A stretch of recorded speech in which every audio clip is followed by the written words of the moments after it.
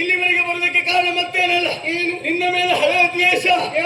ಅವತ್ತು ತರಕಾರಿ ಮಾರಾಟಕ್ಕೆ ಬಂದಂತ ಹೇಳಿದ ನಡ್ಡಾಯಿಸಿ ಆಕೆಯಲ್ಲಿ ಸುಂಕವನ್ನು ಕೇಳುವಾಗ ನಿನ್ನ ಪ್ರವೇಶವಾಯಿತು. ನೀನಾಡಿದ್ದು ಮಾತು ಹೇಗೆ?